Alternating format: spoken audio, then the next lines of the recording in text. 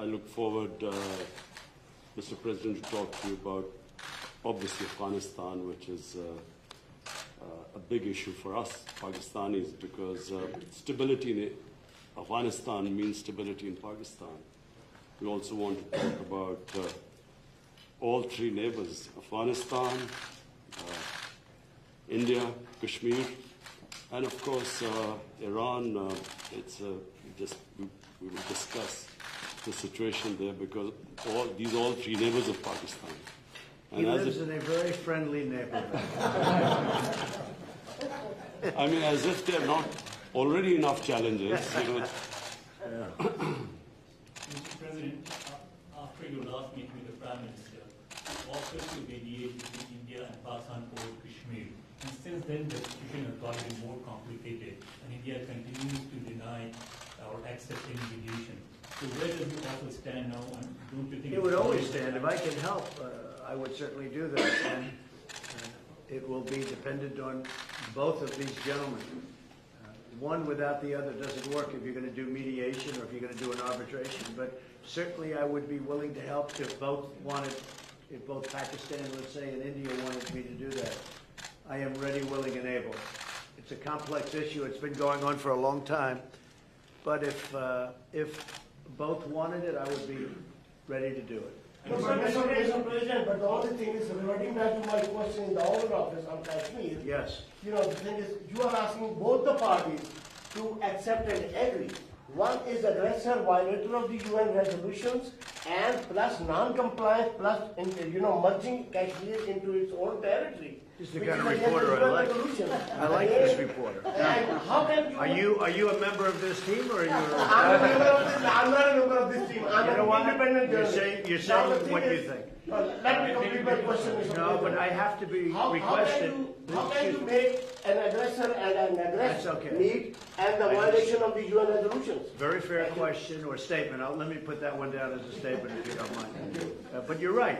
You have to have you have to have two parties that want to agree, and when they come, and at some point India may come. I have a very good relationship with Prime Minister Modi. I have a very good relationship with Prime Minister Khan.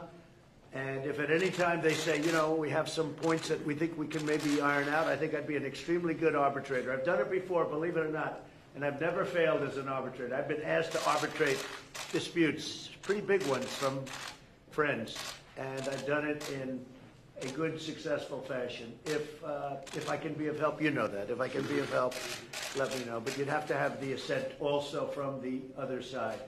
Mr. President, Johnson has now called for a new deal, just momentarily for a new Iran deal.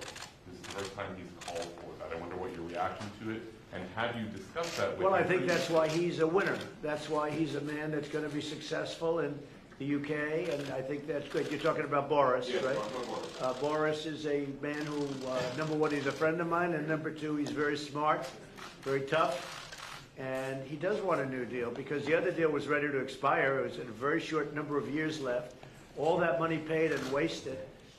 You didn't have the right to inspect the appropriate sites. You were looking at sites that would never be used to create nuclear. The sites that they would use, we weren't allowed to inspect. What kind of a deal is that? And ballistic missiles. They're allowed to test ballistic missiles and other things. But one of the biggest things is the fact that the agreement is going to expire in a very short number of years. And what kind of a deal is that? We're dealing with countries. You have to go long term. So I respect Boris a lot, and I am not at all surprised that he was the first one to come out and say that. Mr. President, this is the first time. Mr. President, this is the first time. This is the first time. This is the first time. So this is Jahazeb Ali from Airline Industry, Pakistan. So this is the first time we get honest leadership like you in America. And in past, I agree with that. This is the first time you've had so in past, in you've past, had a lot of dishonesty, and they've treated Pakistan very badly. So in past, people in my position have treated Pakistan very badly. So in past, I think that I wouldn't say Pakistan has treated us too well either, but maybe there was a reason. And in fact, I think there was a reason for it. So in past, you have said that you don't trust Pakistan. So when we have honest leadership, I trust Pakistan, but people before me didn't. But they didn't know what they were doing. So it's just one of those little problems in life. You know what I do? I trust this gentleman right here, and I do trust Pakistan. I know I have a lot of Pakistani friends living in New York. They're smart. Great negotiators, by the way, in case you had any questions. They're among the toughest negotiators in the world. So you are bringing people. And you know what? It's all going to work out. But if I can help, I'd like to help. But I don't think you've ever had a president that felt the way I do in a positive way about Pakistan. I don't think you have. I've looked back and I've seen where it was. But I also have a very good relationship with India. I have a good relationship with both. So that if they decide to use that feeling among both, I think we can help out. But this has been a long-standing feud. This has been going on for a long time. So you're. Mr. President, yesterday on Shared the Stage with PMO, he alleged that Pakistan is the hub of terrorism. Do you endorse that or do you disagree with that? Because you said that Pakistan has made a lot of terror Well, I progress. really have been pointing much more to Iran. I mean, Iran, if you look at that's been really the state of terror. I've been saying it's the #1 state of terror in the world. And the agreement we had does not cover that. It was not doing well. It was doing very poorly. And now Iran is doing very poorly. Iran is a different place than when I took over. When I took over the United States, when I became president, Iran was a real threat to the entire Middle East and maybe beyond. And now they're having very, very big difficulties, to put it mildly. So we'll see. Are you happy with the progress that Pakistan has made countering terrorism, particularly eliminating terrorism? I've heard they've made great progress, and under this leader, he's a great leader. I think he wants to make great progress because there's no solution the other way. The other way is only going to lead to death and chaos and poverty. It's all it's going to lead to, and he understands it. The Prime Minister understands it. Are you concerned about the human rights situation in Kashmir? About which? Human rights situation, human rights Sure, violations. I'd like to see everything work out. I want it to be humane. I want everybody to be treated well. You have two big countries, and they're warring countries, and they've been fighting. And I mean, I heard a very aggressive statement yesterday. I don't have to say that. I was there. I didn't know I was going to hear that statement. I had said, but I was sitting there, and I heard a very aggressive statement yesterday from India, from the Prime Minister, and I will say it was very well received within the within the room. The statement itself, that was a big room. There were 59,000 people. But it was a very aggressive statement, and I hope that they're going to be able to come together, India and Pakistan, and do something that's really smart and good for both. And I'm sure there's always a solution, and I really believe there's a solution to that.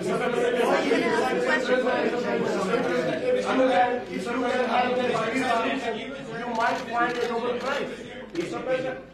President. You've asked one already. Go ahead. Quickly. Make 1 second statement. Now, if Go ahead, make a you statement. can solve this outstanding issue of Kashmir, very likely and definitely you will be deserving a Nobel Prize on that. I think Peace I'll get a Nobel Nobel Prize for How a lot about of that? things. Mr. President. Mr. I think I'm President, going to get a Nobel Prize for a lot of things if they gave it out fairly, which they don't. Mr. President. They gave one to Obama immediately upon his ascent to the presidency, and he had no idea why he got it. And you know what? That was the only thing I agreed with him on. Mr. President, Mr. President, Mr. President. Right, come on. Other than Pakistan and India, the Kashmiri people are suffering last 15 days. They will talk later on, but right now there was human rights violation in Kashmir. 50 days lockdown, no internet, no food, no nothing. So, you know, what do you want to do for Kashmiri people? Where do you find reporters like this? These guys are...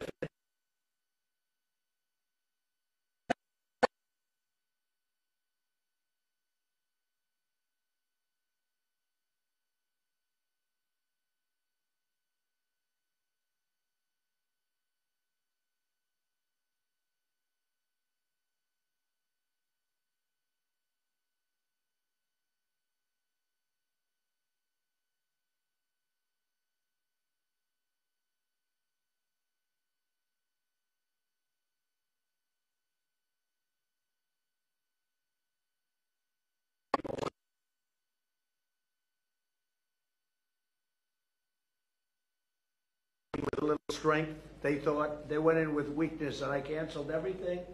We have hit them harder in the last 2 weeks than we've ever hit them before. When do you think the talks could resume again, sir? We'll see what happens, but I will say that the Prime Minister has been very helpful, and he wants to do something. He wants to see something happen, so that's fine. Mr. President, last night. Mr. Prime Minister, would you like to raise the issue of curfew, lockdown, and after atrocities in Kashmir before President of America? You know, Mr. President, I was going to raise it in private, but it needs to be said that for 50 days, 8 million people are under siege by 900,000 troops. And it's a humanitarian issue. And so I was going to say that, were you supposed to meet Narendra Modi now, I would have asked you to at least lift the siege. I mean, it's a huge humanitarian crisis taking place. Okay, so we're going to be talking about that We'll in a little discuss while. that. And Mr. Prime Minister, what are your expectations from American President about the Kashmir issue? My expectations, President Trump heads the most powerful country in the world. And the most powerful country in the world has a responsibility. And you know, this, you very kindly wanted to mediate in this. And you also said that both of us, India and Pakistan, has to agree to mediation. But unfortunately, India is refusing to talk to us. So in this situation, I feel that this is the beginning of a crisis. I honestly feel that this crisis is going to get much bigger, what is happening in Kashmir. So we would like to talk about that later. But just the fact that the position of the United States, it's the most powerful country. It can affect the United Nations Security Council. It has a voice. So we look to the U.S. to put out flames in the world. Are you disappointed? I will say this, look, out of my respect for your Prime Minister, I will say that many countries wanted to meet with me and us, the United States, during this very short 3-day period, and we were unable to meet with many of them. One of the countries I wanted to meet with was Pakistan and your Prime Minister, and it's an honor to be here with you. And I think you should let us start talking now, because but I do appreciate there's a tremendous spirit from your press. I don't see that with us. They want to always tear our country down, and with your press, it's really, they would like to see something positive for your country. And I will tell you this, you have a great leader. Yeah. And he's a good man, he's a nice man, happens to be a great athlete, not that that matters, but it's always nice. You are a great leader too, sir. Love you. Thank you very much. You take care of yourselves. Thank you very much. Thank you, sir. Thank you.